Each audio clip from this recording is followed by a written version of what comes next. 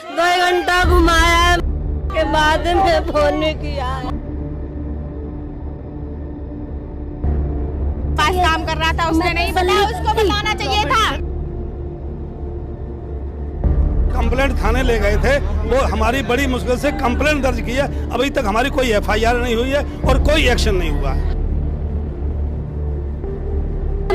नहीं चढ़ी, उसने जबरदस्ती चढ़ाया इनको। आपने हमें YouTube पे देखा, आपने हमें Facebook पे देखा। अब आप हमें देखिए सबसे पहले हमारे ऐप पर। तो अभी जाइए गूगल प्ले स्टोर पर और डाउनलोड कीजिए झलको ऐप, जहां आपको मिलेगी हर पल की जानकारी, वो भी बिल्कुल देसी अंदाज में। नमस्कार, मैं दिव्या और इस वक्त आप देख रहे हैं झलको दिल्ली। आपको बता दें कि इस वक्त हम लोग विकास नगर में मौजूद है और यहाँ से एक मामला सामने आया है, जहाँ पर एक व्यक्ति की करंट लगने से हो चुकी है। परिवार के तमाम लोग मौजूद है। इस वक्त जानने की कोशिश करते हैं कि आखिरकार कल ऐसा क्या होता है और कहां पर उनको ये पूरी घटना घटती है और कहां से उनको करंट लगता है। क्या हुआ था सर? इस बच्चे का ताऊ जो बजरंग बिल्डर वाले हैं, बजरंग है, अरुण है और 4-5 पार्टनर, ये बहुत बड़ी बिल्डिंगें बनाते हैं और बेचते हैं। और इनके यहाँ जो काम होता था कि जो इसका पैसा बनता था वो नहीं देते थे और ये कहते थे कि हम तेरा पैसा जमा कर रहे हैं और इस पैसे को बाद में हम तेरा अमाउंट ज्यादा हो जाएगा तुझे एक प्लॉट दे देंगे या कोई बिल्डिंग बना के तुझे दे देंगे। और इस झांसे में ये उनके यहाँ पिछले 10-12 साल से काम कर रहा है। इसे एक पैसा नहीं दिया और जब इसने पैसा मांगा तो कल इन्होंने मतलब उसे बुलाया और बुलाने के लिए जो 11,000 की लाइन आ रही है उसमें एक ट्रांसफार्मर रखा है, उस पर इसे चढ़ा दिया और इन्होंने सिट डाउन नहीं लिया और बिना सिट डाउन के उस पर चढ़ा दिया, जिससे करंट लगने से वो नीचे गिर गया। और नीचे जब गिरा था तो किस्मती लोगों का कहना यह है कि वो जिंदा था, बोल रहा था, परंतु उसका इंतजार करते रहे जब तक किसकी कब होगी। वहाँ डॉक्टर ने बता दिया कि गया है, तब किसी थर्ड पर्सन से हमें सूचना दिलाई। बिल्डर ने हमें डायरेक्ट कोई इन्फॉर्मेशन नहीं दी। अच्छा, आपके पिता हैं, कल कब पता चलता है आपको? हम तो गांव में रहते थे। गांव में जब फोन गया तब पता चला 12 बजे करीब उन्होंने बताया कि मतलब जो है दिनेश। फिर हम गाड़ी करके तुरंत दिल्ली के लिए चले आए। अच्छा, उसके बाद अभी पुलिस आई? नहीं, पुलिस कोई नहीं, कोई पुलिस वाला नहीं आया था। हम कंप्लेंट थाने ले गए थे, वो हमारी बड़ी मुश्किल से कंप्लेंट दर्ज की है। अभी तक हमारी कोई एफआईआर नहीं हुई है और कोई एक्शन नहीं हुआ है। इनके यहाँ अरुण के यहाँ मैंने काम करता था, लेकिन ये जिस साइड पे काम कर रहा था वो बजरंग का प्लॉट बन रहा था, साइड बन रही थी। तो ये कह के ले गए यहाँ से कि मेरे मीटर का तार कट गया है, वो उसे जोड़ दे।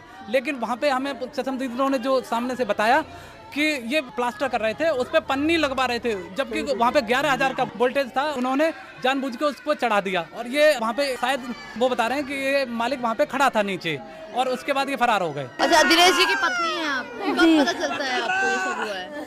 जाके हॉस्पिटल में छोड़ दिया, जाके बताया मुझे, मना कर नहीं चढ़ी, उसने जबरदस्ती चढ़ाया इनको। 2-3 हजार खर्चे के लिए देता था, कह रहा प्लाट लेके देंगे, इकट्ठा पैसा इकट्ठा।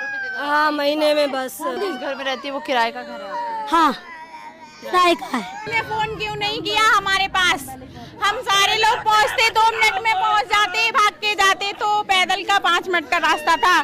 कहाँ रहता है, कुछ पता है आपको प्रॉपर्टी? मैंने दुकान देखी है, उसकी दोनों दुकान देखी है। रिद्धि सिद्धि दुकान का नाम है, शोरूम का। एक का अरुण नाम है, एक का बजरंग नाम है और एक आशीष गर्ग रहता है, एक गंगा रहता है। इतने को मैं जानती हूँ, चारों उसी में काम करते थे। हाँ। उस बंदे ने नहीं बताया, जिसके पास काम कर रहा था उसने नहीं बताया, उसको बताना चाहिए था। देखिए, जिस तरीके से आपको भी हम दिखा रहे हैं, ये इनके हस्बैंड है जिनकी हो चुकी है। ये देखिए, ये पत्नी है, इनके 2 छोटे छोटे बच्चे हैं, एक 2 साल का बच्चा और एक बेटा सामने आपको दिखाई दे रहा है। और आप सोचिए, किराए के मकान में रहते थे। परिवार को प्रॉपर्टी डीलर, जिसका नाम अरुण गर्ग बताया जा रहा है, उसमें बजरंग गर्ग और आशीष गर्ग का भी नाम आ रहा है। इन तीनों की प्रॉपर्टी डीलर की दुकान थी, प्रॉपर्टी डीलर थे ये। और इनके ऑफिस में ही दिनेश नाम का व्यक्ति, जो अभी देखिए इस वक्त दिनेश की हो चुकी है। जिस तरीके से आप देख रहे हैं कि आरोप साफ तौर पर लगाए जा रहे हैं एक प्रॉपर्टी डीलर के ऊपर कि उनकी तरफ से कोई कार्रवाई नहीं की गई और परिवार को इस बात की सूचना नहीं दी गई कि आपके पति की हो चुकी है। प्रॉपर्टी डीलर का कोई अता पता है? उसे कोई अता पता नहीं है, वो कहाँ है कहाँ नहीं है। तो ये 3 जो नाम बताए जा रहे हैं भाई हैं? हाँ जी। जहाँ पर 12 साल से लगभग दिनेश काम किया करते थे इलेक्ट्रिशियन का, और उसी ऑफिस में काम करते हुए पास वाले घर में ही खंबे के ऊपर उनको चढ़ा दिया गया था और जो वायर जा रही थी वो 11,000 वोल्टेज। हाँ जी, नीचे से लाइट भी नहीं कटवाई थी, बिना लाइट कटवाए ऊपर चढ़ा दिया सीधे। तारीख को, लेकिन हमारे पास थाने से भी मैसेज आता है, तो 15 तारीख का मैसेज आता है कि 15 तारीख को हमने कंप्लेंट कराई। पुलिस की लापरवाही भी देखिए, साफ तौर पर कंप्लेंट रिसीव जो हुआ है उसमें क्या लिखा हुआ है, इसमें जो डेट देखिए साफ तौर पर मेंशन किया है 15/10/2022 लिखा हुआ है, जबकि कंप्लेंट आपने 16 तारीख को। हाँ जी। तो आप देख सकते हैं कि पुलिस की तरफ से भी लापरवाही बरती जा रही है और परिवार साफ तौर पर आरोप लगा रहा है। तीनों प्रॉपर्टी डीलर के जो मालिक है उन पर साफ तौर पर आरोप लगाया जा रहा है कि उनकी वजह से ही आज इनके बच्चे की मृत्यु हो चुकी है। जिस जो है खंबे पर चढ़ के उसकी हुई है और जहाँ पर वो उसने डीलर ने उसे चढ़ाया था, आज उस पर एक चिट चिपका दी गई कि इस पे हाई करंट आ रहा है, कृपया न चढ़े। पन्नी चढ़ाना लगा रहे थे, उसी समय की बात है। तो आपके सामने देखा? मैं तो यहीं बैठा हुआ था अपना घर का आगे। यहाँ खड़े थे या क्या? यहाँ वो चढ़ा हुआ था ना पन्नी चढ़ाने के लिए, वो जो पानी तराई करने के लिए, वो बंद करने के लिए, पानी न पड़े करंट न आया करके। इतने में उसको करंट आ गई, वो पन्नी जल गई, गिर गया। और उनका क्या नाम है जिसका ये मकान है, उसका मुंशी भी था यहाँ। अच्छा, वो थे? हाँ वो था, उसने तो कंधा दिया था खुद, वो ऊपर से गिरा, उसका कंधा में गिर के नीचे दोनों ही गिर गए थे। इनको अस्पताल जल्दी से नहीं ले गए ये लोग? नहीं ले गए थे, यहाँ से ले गए थे। देखिए आपको उसी जगह पे दिखाते हैं जहाँ पर बीते दिन ये घटना होती है। सुबह लगभग 11 साढ़े 11 बजे के बीच का समय बताया जा रहा है, जब वो व्यक्ति जिसका नाम दिनेश बताया जा रहा है, इसी बिल्डिंग, ये जो देखिए आप, ये कंस्ट्रक्शन का काम चल रहा है, ये बन रही है बिल्डिंग, और यहाँ पर आपको ट्रांसमीटर दिख रहा है। देखिए साफ तौर पर कुछ पन्नी है, यही वो पन्नी है जिसको ये इसके ऊपर ढक रहा था, और तभी अचानक से इसी मीटर से, इसी ट्रांसमीटर से करंट लग जाता है। आप सोच सकते हैं घर जो बनाया जा रहा है ये बिल्कुल इसके साथ में ही है। ये कितना नुकसान इससे हो सकता है, जो इसमें रहने वाले लोग, जो जिस तरीके से इस घर को बनाया जा रहा था, और जब ये पूरी घटना होती है, कहीं ना कहीं खतरे का निशान साफ तौर पर देखा जा सकता है। लेकिन इसके बावजूद भी एक व्यक्ति को, जो कि इलेक्ट्रीशियन था और बिल्डर के साथ काम किया करता था, उसको चढ़ाया गया, जबकि बिजली विभाग को बुलाया जाना था, उसकी देखरेख में ये काम होना चाहिए था। लेकिन लापरवाही आप साफ तौर पर देख सकते हैं।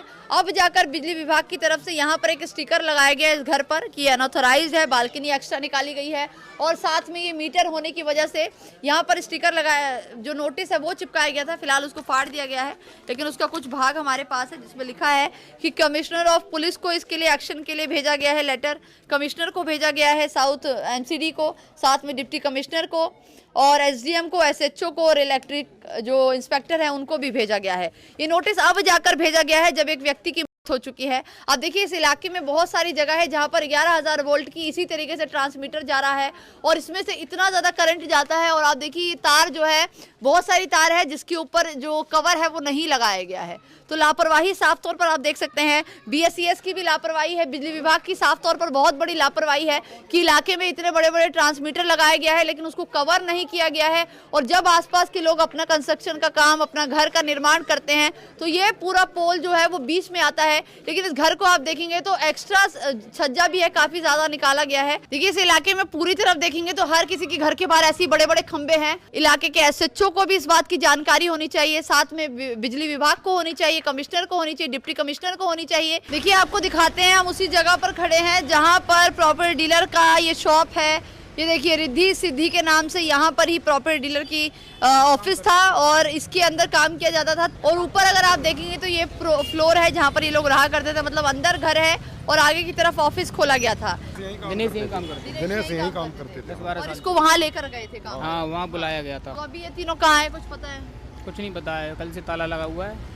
तो पुलिस को आप लोगों ने कंप्लेंट तो करी होगी कि इनको छोड़ा जाएगी? कंप्लेंट करी, कोई कंप्लेंट नहीं है, कोई आया नहीं अभी। ना घटना स्थल पे कोई आया है, ना घर पे कोई गया है।